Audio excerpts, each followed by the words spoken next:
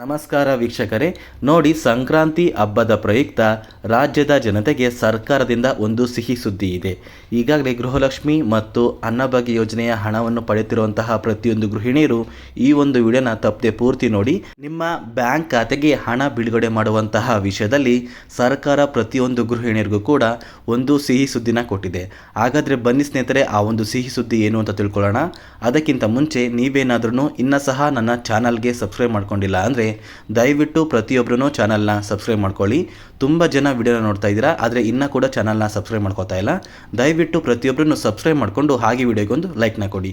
ಹೌದು ಸ್ನೇಹಿತರೆ, ಗೃಹಲಕ್ಷ್ಮಿ ಯೋಜನೆಯ ಫಲಾನುಭವಿಗಳು ಮತ್ತು ಅನ್ನಭಾಗ್ಯ ಯೋಜನೆಯ ಪ್ರತಿಯೊಂದು ಫಲಾನುಭವಿಗಳಿಗೆ ಸರ್ಕಾರದಿಂದ ಸಂಕ್ರಾಂತಿ ಹಬ್ಬದ ಪ್ರಯುಕ್ತ ಪ್ರತಿಯೊಬ್ಬರಿಗೂ ಕೂಡ ಸಿಹಿ ಸುದ್ದಿ ಇದೆ. ಹಾಗಾದರೆ ಏನದು ಸಿಹಿ ಸುದ್ದಿ ಅಂದರೆ, ನೋಡಿ, ಸರ್ಕಾರದಿಂದ ಗೃಹಲಕ್ಷ್ಮಿ ಯೋಜನೆಯ 5ನೇ ಕಂತಿನ ಹಣನ ನಿನ್ನೆ ಅಂದರೆ ಜನವರಿ 11ರಂದು ಪ್ರತಿಯೊಂದು ಫಲಾನುಭವಿಗಳ ಬ್ಯಾಂಕ್ ಖಾತೆಗೆ ಬಿಡುಗಡೆ ಮಾಡಿದೆ. ಇಲ್ಲಿ ಸಾಕಷ್ಟು ಫಲಾನುಭವಿಗಳ ಬ್ಯಾಂಕ್ ಖಾತೆಗೆ ಇನ್ನೂ ಕೂಡ ಗೃಹಲಕ್ಷ್ಮಿ ಯೋಜನೆಯ 1 ಕಂತಿನ ಹಣ ಬಂದಿಲ್ಲ. ಆದರೆ ಸರ್ಕಾರ ಈ ಗೃಹಲಕ್ಷ್ಮಿ ಯೋಜನೆಯ 5ನೇ ಕಂತಿನ ಹಣನ ನಿನ್ನೆ ಬಿಡುಗಡೆ ಮಾಡಿದೆ. ಸಾಕಷ್ಟು ಫಲಾನುಭವಿಗಳ ಬ್ಯಾಂಕ್ ಖಾತೆಗೆ ಸುಮಾರು 10 ಲಕ್ಷಕ್ಕಿಂತ ಹೆಚ್ಚು ಫಲಾನುಭವಿಗಳ ಬ್ಯಾಂಕ್ ಖಾತೆಗೆ ಗೃಹಲಕ್ಷ್ಮಿ ಯೋಜನೆಯ 5ನೇ ಕಂತಿನ ಹಣ ಬಂದಿದೆ. ಸ್ನೇಹಿತರೆ, ತುಂಬ ಜನ ನಿನ್ನೆ ಅವರ ಬ್ಯಾಂಕ್ ಖಾತೆಗೆ 5ನೇ ಕಂತಿನ ಹಣನ ಪಡ್ಕೊಂಡಿದ್ದಾರೆ. ಹಾಗಾದರೆ ಈ 5ನೇ ಕಂತಿನ ಹಣ ಪ್ರತಿಯೊಂದು ಫಲಾನುಭವಿಗಳ ಬ್ಯಾಂಕ್ ಖಾತೆಗೆ ಯಾವ ಒಂದು ದಿನ ಬರುತ್ತೆ ಅಂತ ನೀವು ಕೇಳಬಹುದು. ನೋಡಿ, ನಿಮ್ಮ ಬ್ಯಾಂಕ್ ಖಾತೆಗೆ ಜನವರಿ 15ರಷ್ಟರಲ್ಲಿ 5ನೇ ಕಂತಿನ ಹಣನ ಸರ್ಕಾರ ಬಿಡುಗಡೆ ಮಾಡ್ತಾ ಇದೆ.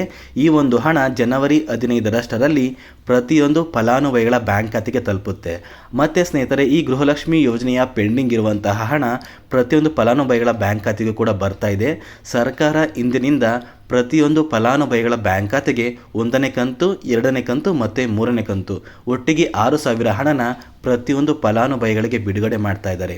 ನಿಮ್ಮ ಬ್ಯಾಂಕ್ ಖಾತೆಗೆ ಇಲ್ಲಿಯವರೆಗೂ 1 ಕಂತಿನ ಹಣ ಬಂದಿಲ್ಲ ಅಂತ ಯಾರೆಲ್ಲ ಹೇಳ್ತಾ ಇದ್ರಲ್ಲ, ನಿಮ್ಮ ಬ್ಯಾಂಕ್ ಖಾತೆಗೆ ಖಂಡಿತವಾಗಿಯೂ ಉಳಿದ 4 ದಿನಗಳಲ್ಲಿ ಗೃಹಲಕ್ಷ್ಮಿ ಯೋಜನೆಯ ಪೆಂಡಿಂಗ್ ಇರುವಂತಹ ಹಣನ ಸರ್ಕಾರ ಬಿಡುಗಡೆ ಮಾಡ್ತಾ ಇದೆ.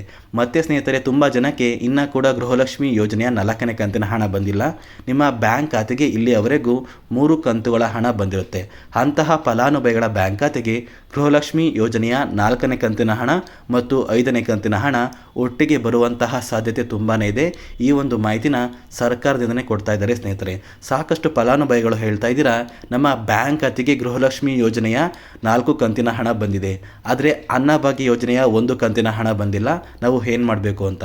ನೋಡಿ, ನಿಮ್ಮ ದಾಖಲಾತಿಗಳೆಲ್ಲ ಸರಿಯಾಗಿದೆ, ಆದರೆ ನಿಮ್ಮ ಬ್ಯಾಂಕ್ ಖಾತೆಗೆ ಅನ್ನಭಾಗ್ಯ ಯೋಜನೆಯ ಅಕ್ಕಿ ಬದಲು ಹಣ ಬರಬೇಕು ಅಂದರೆ ನೀವು ಸರ್ಕಾರದಿಂದ ಬರುವಂತಹ ಒಂದು ರೇಷನ್ನ ಪಡ್ಕೊಂಡಿರಬೇಕು.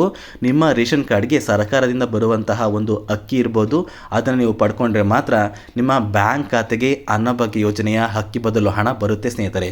ಇಲ್ಲ ಅಂದರೆ ನಿಮ್ಮ ಬ್ಯಾಂಕ್ ಖಾತೆಗೆ ಯಾವುದೇ ರೀತಿಯ ಅಕ್ಕಿ ಬದಲು ಹಣ ಬರೋದಿಲ್ಲ. ಮತ್ತು ಸಾಕಷ್ಟು ಫಲಾನುಭವಿಗಳು ನಿಮ್ಮ ದಾಖಲಾತಿಗಳನ್ನೆಲ್ಲ ತಿದ್ದುಪಡಿ ಮಾಡ್ಕೊಂಡಿರ್ತೀರ.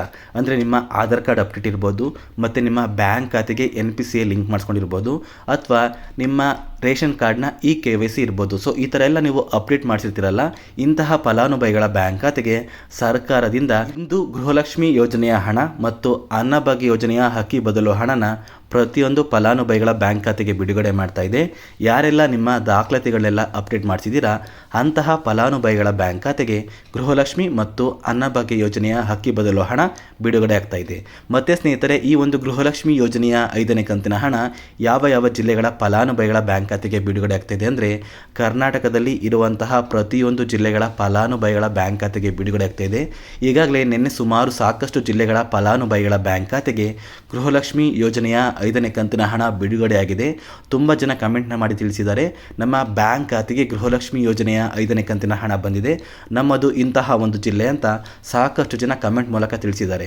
ನೋಡಿ ಸ್ನೇಹಿತರೆ, ನಿಮ್ಮ ಬ್ಯಾಂಕ್ ಖಾತೆಗೆ ಇಲ್ಲಿಯವರೆಗೂ ಗೃಹಲಕ್ಷ್ಮಿ ಮತ್ತು ಅನ್ನಭಾಗ್ಯ ಯೋಜನೆಯ ಎಷ್ಟು ಕಂತುಗಳ ಹಣ ಬಂದಿದೆ ಮತ್ತು ನಿಮ್ಮ ಒಂದು ಜಿಲ್ಲೆ ಯಾವುದು ಅಂತ ನನ್ನ ವಿಡಿಯೋ ಒಂದು ಕಮೆಂಟ್ ಬಾಕ್ಸಲ್ಲಿ ಕಮೆಂಟ್ನ ಮಾಡಿ ತಿಳಿಸಿ. ಹಾಗೆ ಒಂದು ವಿಡಿಯೋಗೆ ಲೈಕ್ನ ಕೊಟ್ಟು ನನ್ನ ಚಾನಲ್ಗೆ ಸಬ್ಸ್ಕ್ರೈಬ್ ಮಾಡಿ ನನಗೆ ಸಪೋರ್ಟ್ನ ಮಾಡಿ ಅಂತ ಪ್ರತಿಯೊಬ್ಬರ ಹತ್ರನೂ ಕೇಳ್ಕೊತಾ ಇದ್ದೀನಿ.